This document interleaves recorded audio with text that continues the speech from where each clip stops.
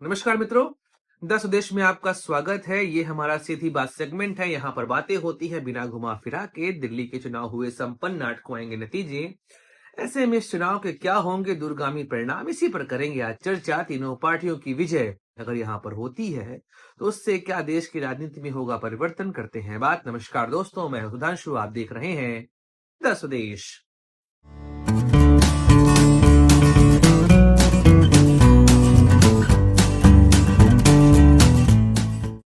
दोस्तों, दिल्ली के चुनाव में इस बार तीनों पार्टियों ने बहुत मन से लड़ा है चुनाव। आम आदमी पार्टी, भाजपा और कांग्रेस तीनों ने प्रयास किया है कि वह सत्ता यहां पर स्थापित करें। देखिए, अगर देश में लोकतंत्र को सही तरीके से स्थापित करना है तो सभी पार्टियों को मन से लड़ना चाहिए चुनाव।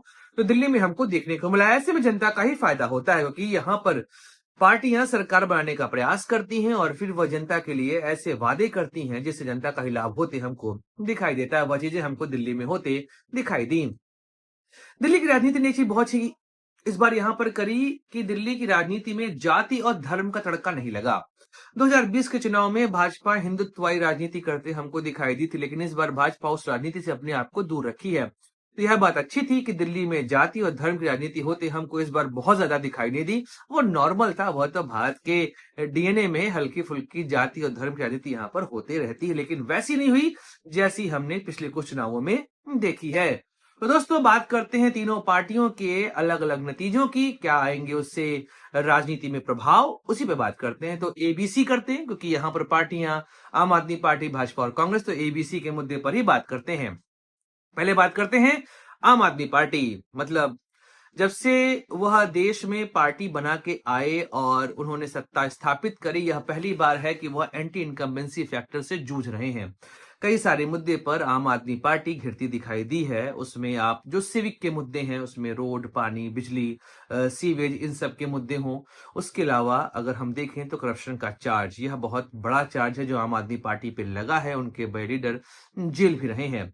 लेकिन आम आदमी पार्टी के विजय के साथ क्या चीजें बदलेंगी? देखिए, पहला चीज तो ये होगा कि आम आदमी पार्टी की अगर यहां विजय होती है तो करप्शन और सीवेज और जो सिविक के आरोप उनके ऊपर लगे थे, वह आरोप एक तरीके से न्यायपथ में हमको जाते दिखाई देंगे।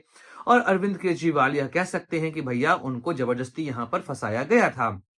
एक और बात, इंडिया गठबंधन में आम आदमी पार्टी की इस विजय का प्रभाव पड़ेगा, क्योंकि अगर आप देखेंगे तो आम आदमी पार्टी में अरविंद केजरीवाल यह कह सकते हैं कि नरेंद्र मोदी ने पूरे देश में हर किसी को हराया, लेकिन अभी भी वह दिल्ली जीतने में नाकाम रहे हैं। अमित शाह, उसके अलावा नरेंद्र मोदी, योगी आदित्यनाथ और कई सारे मुख्यमंत्री भाजपा के, वह मिलकर भी अरविंद केजरीवाल को यहां पर नहीं हरा पाए हैं। और यह एक नैरेटिव सेट करेगा कि नरेंद्र मोदी को हराने के लिए सबसे बड़ा चेहरा इस समय अरविंद केजरीवाल ही हैं।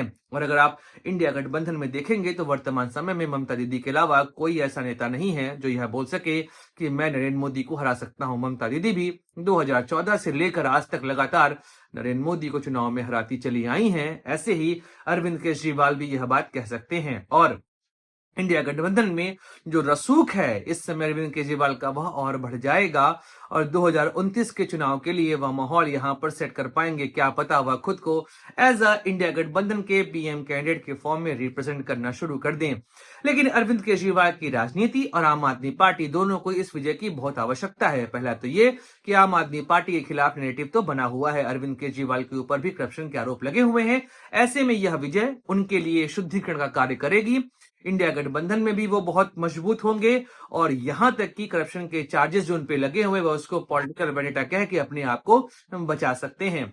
तो अगर आम आदमी पार्टी की विजय हुई तो उससे देश की राजनीति में प्रभाव पड़ेगा। नरेंद्र मोदी के सामने ममता दीदी के अलावा एक और चेहरा यहां पर हमको खड़ा होता दिखाई देगा, और वह है अरविंद केजरीवाल, क्योंकि सिर्फ ममता दीदी ही ऐसी हैं जो नरेंद्र मोदी से हारी नहीं है। और अरविंद केजरीवाल भी अब ऐसे नेता बन जाएंगे अगर आम आदमी पार्टी को यहां पर विजय प्राप्त होती है। बात करते हैं भाजपा की। भाजपा, दिल्ली एक ऐसा गढ़ है जिसको वह नहीं जीत पाए। नरेंद्र मोदी की आंधी भी यहां पर नहीं काम करी है। 2014, 2019, 2024 का लोकसभा चुनाव, सातों में सातों सीटें। पर जब बात आती है विधानसभा चुनाव की, नरेंद्र मोदी और भाजपा यहां पर कभी भी नहीं जीत पाए हैं। सारे लावा लश्कर भाजपा ने यहां पर लगा दिए, उसके बाद भी भाजपा को विजय प्राप्त नहीं हुई। और अगर भाजपा यहां नहीं जीतती है तो एक तरीके से नरेंद्र मोदी की राजनीति में एक कालिख लगेगा कि पूरा देश तो जीत लिए, पर आपके हाथ दिल्ली कभी नहीं आई, दिल्ली को आप कभी नहीं जीत पाए, अरविंद केजरीवाल आपसे कभी नहीं हारे विधानसभा चुनाव में। और यह नैरेटिव बहुत बड़ा है। हम जब भी राजनीतिक इतिहास की बात करेंगे तो यह जरूर बोलेंगे कि एक दौर था जहां पर नरेंद्र मोदी पूरे देश में जीत रहे थे, दिल्ली उनके हाथ से हमेशा फिसल जाया करती थी।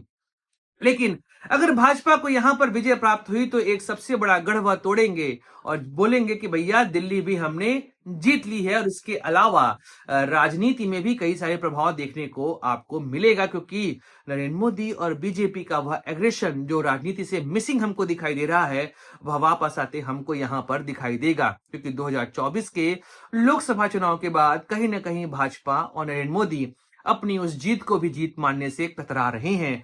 और आप उनके चेहरे पर वह तेज नहीं देख रहे होंगे जो तेज आप नॉर्मली देखा करते हैं।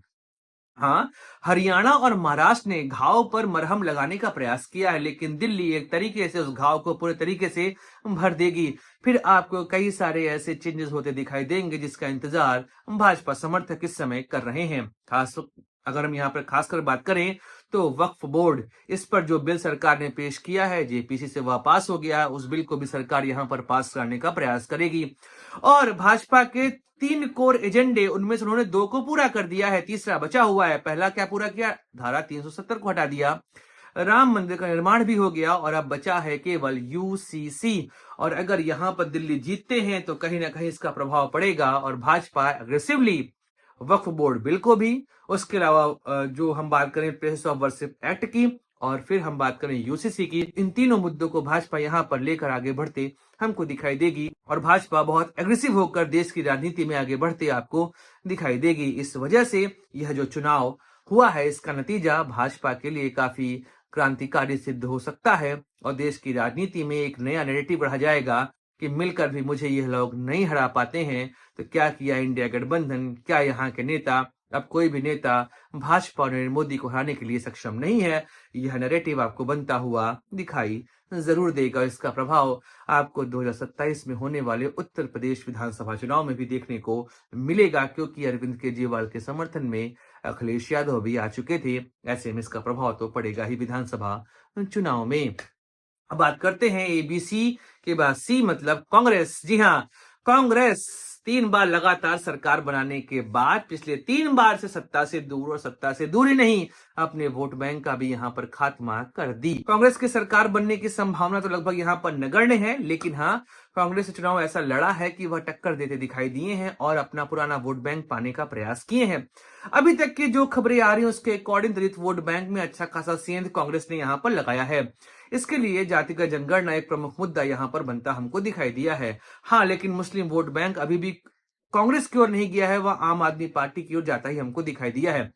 लेकिन अगर कांग्रेस ने यहाँ पर 1-2 सीटें भी प्राप्त करी और 10-15% वोट भी प्राप्त कर लिए तो फिर कांग्रेस का रिवाइवल हमको यहाँ देखने को मिलेगा। और एक चीज और, इंडिया गठबंधन में राहुल गांधी का रसूख फिर से आपको बढ़ते दिखाई देगा, क्योंकि पिछले कुछ दिनों में खासकर हरियाणा और महाराष्ट्र की हार के बाद इंडिया गठबंधन के अंदर राहुल गांधी को लेकर कई तरह की आवाजें आई हैं। हर कोई राहुल गांधी के खिलाफ यहाँ पर बोलता दिखाई दिया है। और अगर कांग्रेस ने यहाँ पर अच्छा प्रदर्शन किया और आम आदमी पार्टी को सरकार बनाने से रोक लिया तो फिर कहीं ना कहीं राहुल गांधी का चेहरा और स्ट्रांग होगा। इंडिया गठबंधन में कांग्रेस की पकड़ मजबूत होगी और देश की राजनीति में आपको नया परिवर्तन देखने को मिल जाएगा। और फिर लोकसभा के सत्र भी काफी इंटरेस्टिंग हो गए। एलओपी के फॉर्म में राहुल गांधी अग्रेसिव हैं और अग्रेसिव होते दिखाई देंगे। मतलब सोचिए कि अगर आम आदमी पार्टी की सरकार नहीं बनती है, कांग्रेस सेकंड नंबर पे आ जाए, भाजपा 1 नंबर पे आ जाए, तो भैया लोकसभा का सेशन देखने लायक होगा। मोदी भी अग्रेसिव, राहुल भी अग्रेसिव, वाह क्या चुनावी माहौल बनेगा और क्या इंटरेस्ट आने वाला है वहां पर। फिर तो इसका इंतजार हम सभी कर रहे हैं। बाकी 8 तारीख को आएंगे नतीजे। ये था मेरा एक छोटा सा विश्लेषण। बाकी दोस्तों बातें होती रहेंगी, हम लोग डिस्कशन तो करते रहते हैं। लाइक करिए, शेयर करिए, सब्सक्राइब करिए चैनल को। अपने दोस्त सुधांशु को दीजिए इजाजत। जय हिंद, वंदे मातरम, भारत माता की जय।